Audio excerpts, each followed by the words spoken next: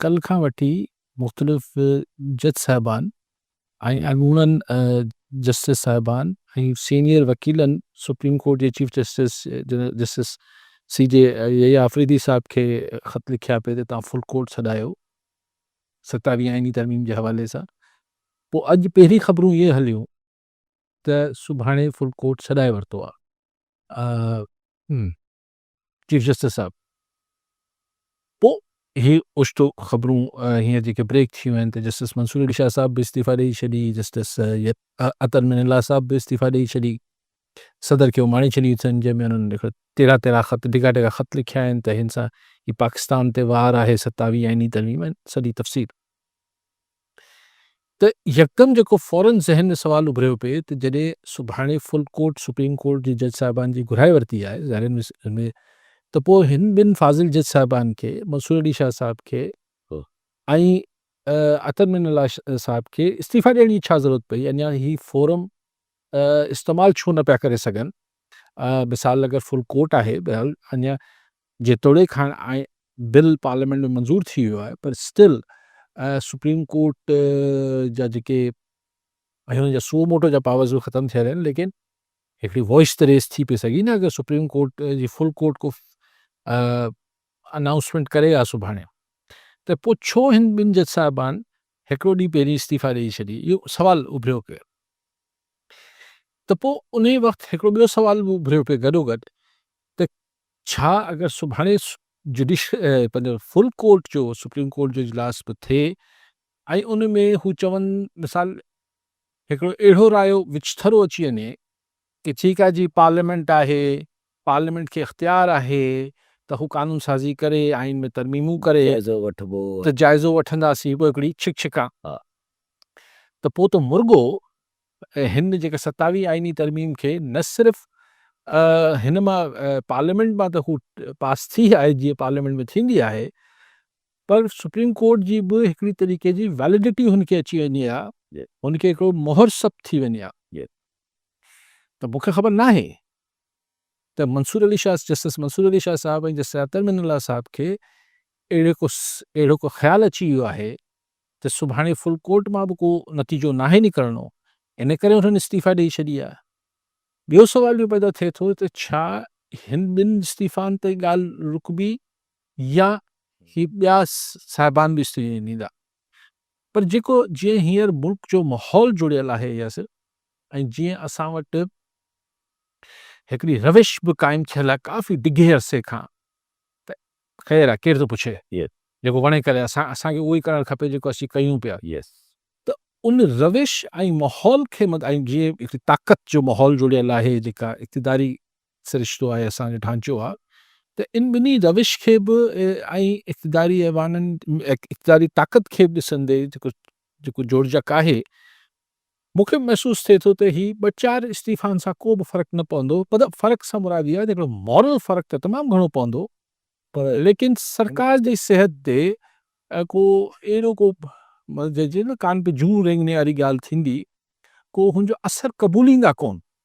ठीकु आहे भया, ठीकु आहे मतिलबु ज़िया जे ज़माने में बि त जज साहिबान हलिया विया न, पोइ ईअं हलिया वञनि था त चई की ॿिया वठी अचो, चङो थियो जयूं ख़ाली थियूं।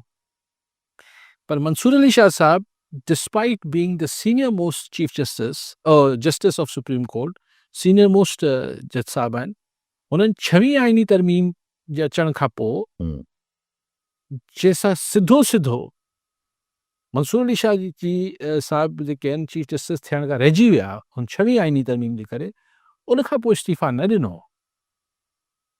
शायदि हुन इहो सोचियो हुजे त अगरि हुन महिल हू इस्तीफ़ा ॾिए हा त इहो तासुर वञे हा त हुनखे, छाकाणि त ज़ाती तरह नुक़सानु पहुतो आहे, हुनजी चीफ जस्टिसशिप जो उहिदो हुनखां खसिजी वियो आहे, त हुन ज़ाती रंज जी बुनियाद ते इस्तीफ़ा ॾिनो आहे। पर अगरि अॼु हू इस्तीफ़ा ॾियनि पिया त ज़ाहिर आहे इहो नियापो नथो वञे, ऐं इहो नियापो वञे थो त हुन हिकिड़े ओवरऑल शइ खे ग़लति सम्झो, इन करे इस्तीफ़ा ॾेई छॾी। जस्टिस अतर मिनल्ला साहब, जेके लॉयर्स मूवमेंट हुई वकला जी, जस्टिस इफ्तिखार चौधरी वारी जेका अदलिया जी बहाली जी, जे वकीलनि जी हिकिड़ी मशहूरु हिकिड़ी हली तहरीक, उनमें अतर मिनल्ला साहब काफ़ी राइट हैंड हूंदा हुआ चौधरी इफ्तिखार साहब जा, उन खां पोइ हाई कोर्ट इस्लामाबाद जा जज थिया आहिनि, पोइ सो ऑन त हुननि बि इस्तीफ़ा ॾिनी आहे। हर मतिलबु ही पहिरियों रिएक्शन आहे बेंच पारां। ॿिनि जज साहिबान जो इस्तीफ़ा बेंच जो पहिरियों रिएक्शन आहे। हाल रहिजी वई बार ऐं सिविल सोसाइटी। ठीकु आहे, ईअं नथो चवां त को वॾी का जुडिशरी में कुझु 50 या 100 जजनि इस्तीफ़ा ॾेई छॾी हुजे त हिकिड़ी ॿी ॻाल्हि आहे।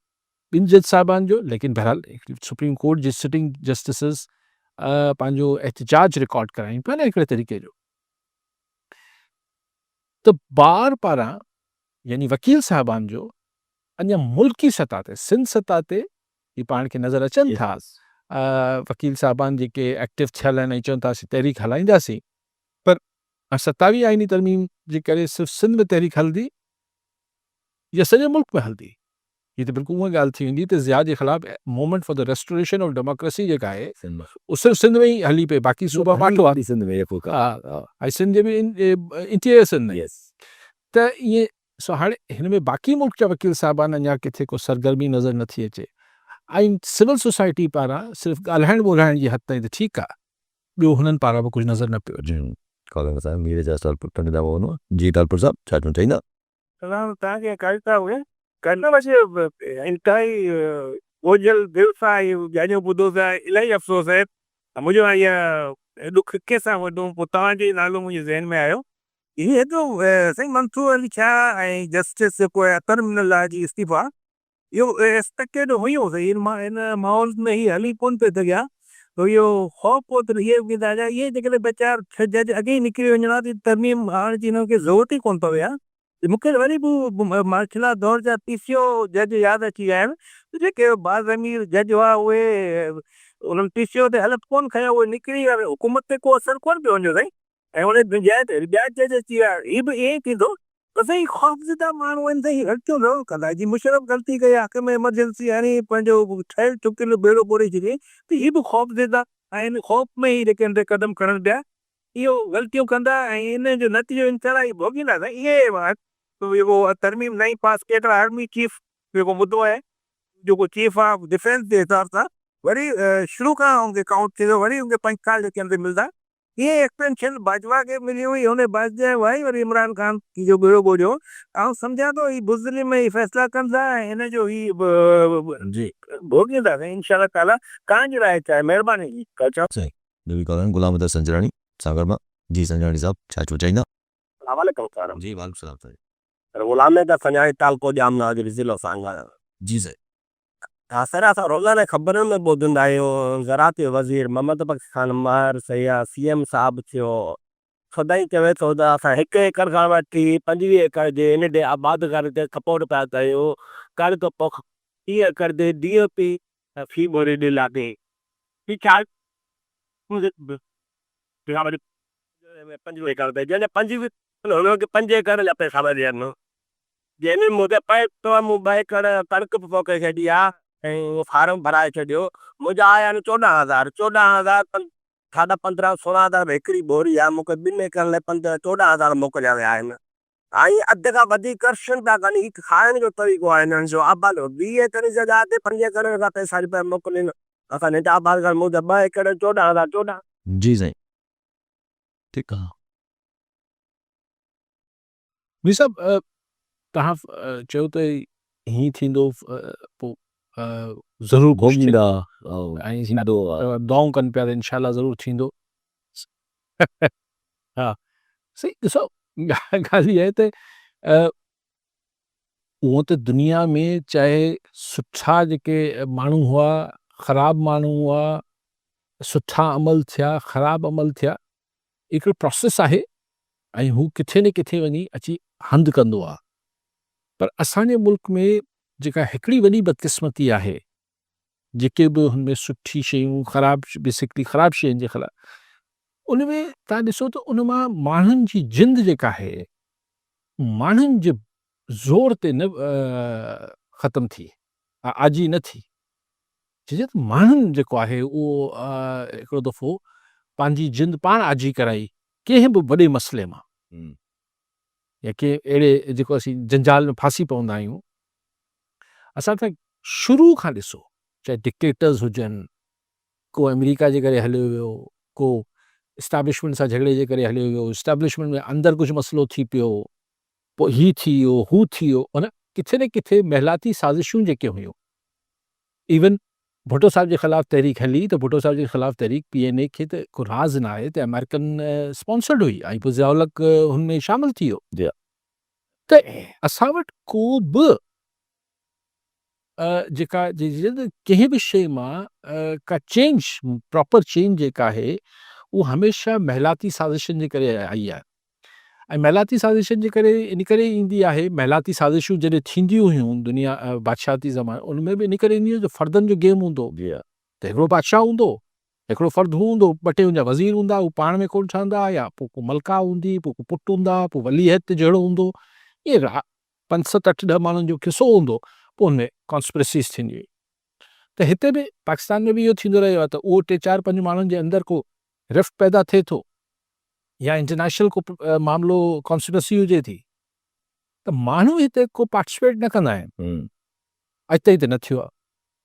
बाक़ी जेको CDF हींअर मूंखे ख़बर ॾिठी पई, जेको एक्ट में मंज़ूरी ॾिनी आहे आर्मी एक्ट में, त जेको छा CDF chief of defence forces general field marshal Asim Munir साहब जेके आहिनि, हू CDF थी वेंदा न हाणे, चीफ ऑफ डिफेंस फोर्सिस, टिनी फोर्सिस जे मथां थी विया आहिनि। थी विया आहिनि, सॉरी थी विया आहिनि। हाणे चयो वञे थो हुन लाइ फ्रेश नोटिफिकेशन निकिरंदो। फ्रेश नोटिफिकेशन जो मतिलबु निकिरंदो, मतिलबु 5 साल लाइ Yes. फील्ड मार्शल जेके आहिनि आसिम मुनीर साहब, उहे CDF थी वेंदा। Yes. हाणे हिननि खे हींअर पंहिंजो आर्मी चीफ जो उहिदो कए 3 साल तक़रीबन थियण ते ठही विया नवंबर में। 29 नवंबर ते थी वियो। हा, माना सम्झो 3 साल हुननि जी सर्विस थी वई, हाणे 5 साल ॿी नोटिफिकेशन सुभाणे परीं जारी थी वेंदो, त 5 साल लाइ हू वधीक थी वेंदा।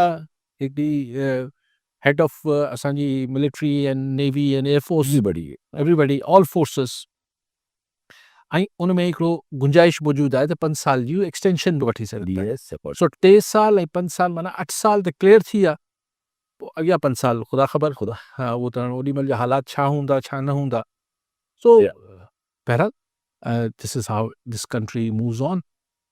साईं चयो संजाणी साहिब त मूंखे से ख़बर न आहे 14,000 तव्हांखे कहिड़े खाते में मोकिलिया अथनि, माण्हुनि खे त उहो बि न पिया मिलनि, तव्हांखे वरी शाबाश संजाणी साहिब मिलिया आहिनि 14,000 रुपया, पर हुननि त चयो बि हो न त असीं हिकिड़ी ॿोरी ॾींदासीं DAP जी, छा चयो ऐलान छा? कुझु ईअं ई ऐलान हो, को 1 या 2 कुझु ईअं हो, पैसनि जो त कोई ऐलान न हो, पर साईं न पर ओतिरे पैसनि जी हाणे साईं चयो त 15-16 हज़ार जी बोरी असे 2,000 भला खीसे में मिलाए वठो, हिकिड़ी बोरी त अची वई, ॿियनि खे उहा बि नथी मिले। मूंखे ख़बर न आहे, पहिरीं थोरो जांच करणु खपे त ऐलान छा हो।